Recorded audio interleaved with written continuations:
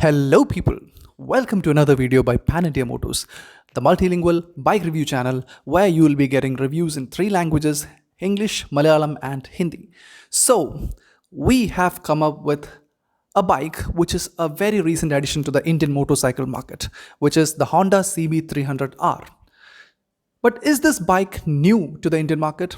I'll have to say no, because this bike has been there since 2019 when the company introduced this as a CKD unit, a completely knocked down unit, which means it was brought completely as parts from outside and it was assembled here. And now the company has launched it in India and they have started local production, which means this vehicle is gonna be more easily available in the Indian market from now on. So, people, what are we doing today? So we are going to take a quick look at what this vehicle has to offer us. We are going to begin with a small walk around review, and after that we'll hop on this bike and take a quick ride and find out how it actually feels like to ride this cute looking monster. Okay, people, let's go on to do this review. And there is a timeline that has been provided below which you can use if you want to skip to places and if you don't want to waste time listening to things that you don't want to listen. Let's begin with the walk around. So this is the CB300R that we are going to ride today. So we have got this vehicle for a short span of time, which means we are going to have to do this real fast. So I'm going to do the walk around real fast and we are going to move into the ride review. So guys, when I look at this vehicle, the kind of compactness and the kind of gym going feel that it gives me actually makes me call it a cute monster. Let's begin with the engine. This has got a 286cc liquid cooled engine which produces 31 PS power and 27.5 Newton meter torque. And coming to the front, we have got this chunky looking beautiful USD Fox, and below we have got a 17-inch wheel, and the brakes are a 296mm disc brake with ABS with IMU. I'll tell you what this IMU is when we go for the ride. Okay, now if I have to tell you more about this vehicle, I think I should start with this brake pedal, which I love the design on this brake pedal, the like kind of perforated. Okay, now when you look at this these foot pegs, the front foot peg has got a rubber cladding on it. On the back foot peg is a normal aluminum foot peg, and behind we have this good looking exhaust. The design of this exhaust, I think, is much better now. The old one, the kind of cylindrical round one, that was not really suiting this vehicle. Coming to the brakes, the rear brakes, we have got a 220mm rear brake, disc brake, and the 17-inch wheel, 150 section tires, and coming to the rear, we have got this tail lamp, which is quite a simple and beautiful tail lamp. Actually, it's the simplicity of this tail lamp which I love. This actually has been taken just like it was in the last model. Now here onto the side we have the big sari guard, which actually is quite visible, but it doesn't spoil its beauty. And inside we can see the mudguard, and behind the mudguard the red monoshock suspension, which is 7-step adjustable, which means you can adjust it according to your needs. Now coming to the seats, we have got really comfortable seats here, which are not really hard, not very hard or not very soft, but at the same time they are really comfortable. The rear seat is not that wide or long, which means the rear passenger is gonna suffer a little bit, but not a big deal. Okay, it's not a big problem, because only when you are riding like real fast or something, the rear passenger is gonna have a little bit of problem. Otherwise it feels good, it feels okay. Now the tank, a fiber tank we have here, and it is a 9.7 liter tank, about which we'll talk later on when we go for the ride. Now I have complete footing here and my knees are still bent. There is an 801mm seat height and mine height is like 5'10". Now coming to this meter console, we have got two new things here: the side stand indicator and the gear position indicator. Other than that, we have clock, RPM, petrol level, speed, trips, average speed, and mileage. Now to the mirrors, we have real big mirrors here, which are quite functional, real big mirrors. And coming to the clutch, we have assisted clutch, which makes it really easy to use, and the integrated pass dim bright switch is also quite a new touch, it seems. The indicator switch and the horn switch sometimes actually makes it a bit confusing because of the position in which they have been placed. On the right side again we have an integrated switch. The engine kill switch and the start switch has been integrated here on this red one. which is kind of a good touch. Let's, I think, try starting this vehicle. Okay, it's neutral. Yeah, neutral.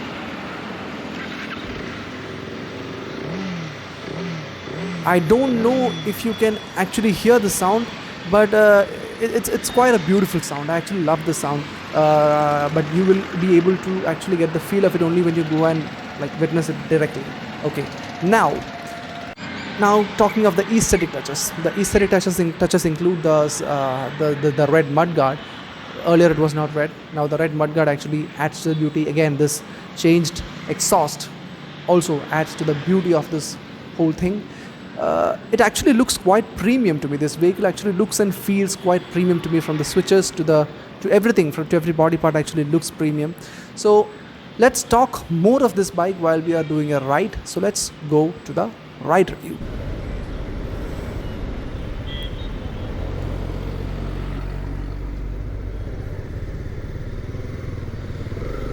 Okay people, let's ride this bike and speak a little bit more about it.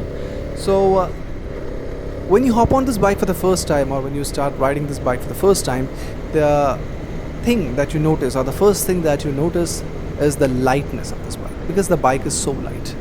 It actually makes you feel like you can take it anywhere. You can like infiltrate any kind of traffic on this bike. So added to this lightness, there is one more thing that you will feel like, okay, this is not something I expected. So that's a riding posture. Because when you see a picture of this bike, or like when you see it in in pictures, what you would feel is that this bike might have a sporty riding posture, right? So when I looked at this bike for the first time in a picture, when I looked at this bike for the first time in a picture, I did have this kind of feeling that this might have a sporty riding posture. But when I actually hopped on this bike, when I actually started riding this bike, this actually amazed me. I can easily reach the handlebar without bending even a little bit. I don't have to bend at all to reach the handlebar. I don't know if it's because of my height or something. I'm 5'10". I don't know if it's because of my body nature, but at the same time, I anyways don't feel any kind of problem in reaching the handlebar. I don't have to bend at all. My back is completely straight. My hands are also not feeling any kind of strain. I don't feel like I'm on a push-up stance or something. So in that aspect also, the bike actually makes you really comfortable when you ride this bike. And added to this, you have the acceleration of this bike. This bike actually accelerates really well.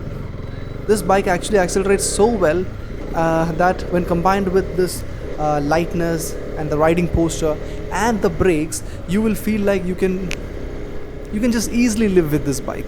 Now when I talk about the brakes, I'd already told you that we have got a 296mm disc in the front with ABS and with an IMU. So what is an IMU? The inertia measurement unit, or the IMU, is actually a kind of a feature that you find normally in high-end bikes, or like bikes with cornering ABS and all. This bike certainly doesn't have a cornering ABS, but in this particular vehicle, this IMU has been used to make sure that your bike is not doing a nosedive when you do a really hard braking. So that's about the IMU. If you want to know more about the IMU, just ask me in the comments. I'll give you links to the to videos that actually explains this really well. So basically, this is the IMU. You might find IMU not only in this in bikes. You will find IMUs in bikes, high-end cars, and also in even in aeroplanes. So okay, let's leave the IMU part over there. Now that you know that this vehicle is light, this vehicle has got a really good riding posture, and this vehicle has got really good acceleration and braking, then how does it perform on the highways? Because all these things certainly matters on the highways, right? On the highways, there is one more thing that matters, because that is the top speed. This bike has got a top speed of 150 km/h, which means you can certainly do a cruising speed of 120 km/h for quite a long time. It's not going to put any kind of stress on the engine, and that's a really good thing, right? So for long distance touring, I would say this is a good bike. But that'll also depend on your body type, okay? Because not everyone is comfortable doing a long distance touring on a non-tourer kind of bike. but I think I will be comfortable doing it on this bike, because there are also lots of people who do touring on like sports touring bikes. Like if you know the CB 650R, there are lots of people who do touring on CB 650R. There are people who do touring on even CB 250R. So when you compare it like that, when you look at it like that, I think this is a bike that you can tour on more easily. Like you can easily tour on this particular bike. And talking of the seating comfort of the bike, this bike has got really wide seats for the rider, but for the pillion, the seat is comfortable in terms of the material used, in terms of the cushioning, but it is not wide. That's something I actually would like to tell the company that they should improve, because if the seat was a bit more wide, I think that would have been a really good addition to the level of comfort that this bike provides, especially because bike anyways offers you really good suspension, which I think will certainly help you when you do a long distance tour. I think you can, if you are traveling like some 200 or 300 kilometers alone, if you're traveling alone, you will be able to travel easily, like without stops at all. Like you can travel no problem. But if you're traveling with a pillion, you might need to take a few stops for the pillion to like feel more comfortable. So that's about the performance of this bike on highways. So when you speak of the bike in highways, certainly you won't take this bike just to ride on highways, right? Because if you just want to ride on highways, you might go for some other bike. If you're taking this bike, which means you are also intending to ride on cities as well. So how does this do on commuting? This is a good commuter, I would say, because first thing, this offers a good mileage. It offers a mileage of around like 30 to 35, I think. So for real life figures, we'll have to wait a little bit more. So until now, what we know is that this will offer a mileage of around 30 to 35 kilometer. On highways, this is good. But the problem when you ride this on highways is that you don't really have a good tank capacity. The tank capacity of this bike is like 9.7 liter, which could have been improved like at least up to 10 or 12. When you compare this to its competitors, I think it could have been 10 or 12. That would have been a better option. But it's okay. Like it depends on how you ride, right? So. But when you're riding on cities, like if you're like taking it for daily commutes and all that, I'm sure you will be enjoying this ride because of the acceleration, because of the nimbleness, because of the total riding comfort that this bike provides. I'm sure you'll be enjoying each and every ride that you do on this bike, and it won't bore you. It won't make you feel bored so easily. Now, talking of the major competitions for this bike, I would say the BMW G310R and the Duke 390 are the major competitions for this bike, but I wouldn't dare do a actual comparison here because I think for that we'll have to wait a little bit more. Let's have that bikes, let's ride them, and then we can go for a comparison. For now, I'm not daring to do that. Okay, now to talk of the price of this bike. This bike actually costs like 2.77 lakhs ex-showroom in Trivandrum, I suppose. In Trivandrum, it's ex-showroom 2.77 lakhs. On road, I'm not sure actually. I think it'll cost around like it'll be similar to the cost of Duke 390 or something. I'm not sure. For that we'll have to inquire a little bit. So that's pretty much everything about this vehicle that I can tell you right now.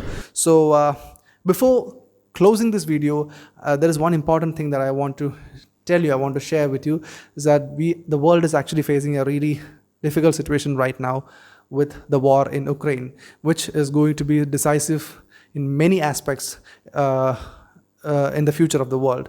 So I hope that the war ends really soon, and I hope that the people of Ukraine finds peace. I hope they find peace amid all this war situation.